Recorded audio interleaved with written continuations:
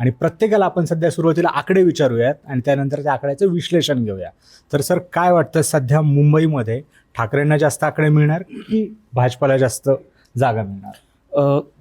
भाजप सुरुवातीला पुढं वाटत होती, पण राज ठाकरेंच्या सभेनंतर माहोल पूर्ण चेंज झालेला आहे. त्यामुळे मराठी मतदार किती बाहेर पडतोय, कारण की मराठी मतदार ठाकरेंच्या बाजूने उभा राहील असं दिसतंय.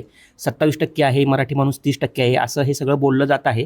पण कमीत कमी सध्या तरी उद्धव ठाकरे 90 जागांमध्ये तरी सेफ दिसत आहेत, की जोपर्यंत निवडणूक चालू झाली होती तेव्हा ते असं वाटत होतं की ते सभा घेत नाहीत, एकत्र फिरत नाही आहेत आणि भाजपने जे ग्राउंड लेवलला काम केले त्यामुळं कुठंतरी भाजप पुढं होती. पण त्यांच्यानंतर हळूहळू त्यांनी ज्या शाखा भेटी चालू केल्या आणि त्यानंतर जी मेन राज ठाकरेंची जी शिवतीर्थावरची सभा झाली आणि त्याच्यामध्ये त्यांनी जो मराठीचा मुद्दा, अदानीचा मुद्दा मांडला, त्यानंतर पूर्ण वातावरण चेंज झालेलं दिसतंय.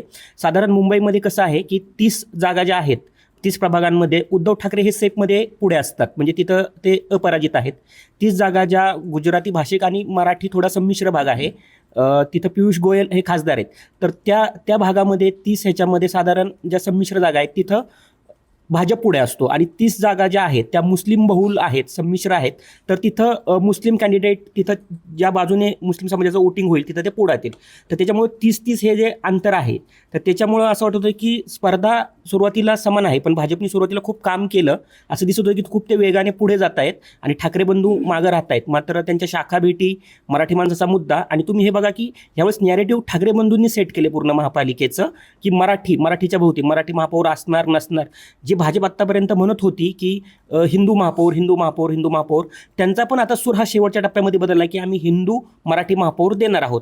त्यामुळं हे ग्राउंड तरी सध्या काटेकी टक्कर इथं वाटतीये.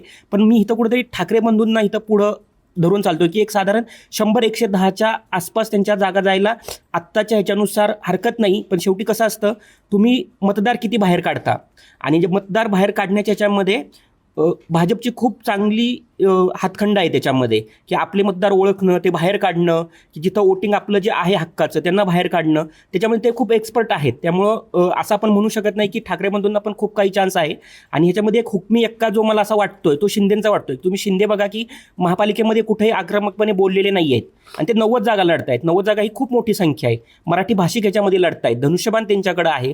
तुम्ही जर नगरपालिकेच्या निवडणुका बघितल्या तर त्याच्यामध्ये असं वाटत होतं की भाजप एकतर्फी येते, पण शिंदे दुसऱ्या नंबरवरती आहेत. त्यांचे आकडे पण खूप चांगले आहेत, नगराध्यक्ष पण चांगल्या पद्धतीने निवडून आणले आणि लोक मॅनेज करणं, त्यांना पैसा किंवा त्यांना ताकद पुरवणं हे खूप त्यांना चांगलं जमतं. त्याच्यामुळे जर त्यांची संख्या 40च्या प्लस गेली तर ठाकरे बंधूंसाठी धोक्याचा घंटा असू शकते.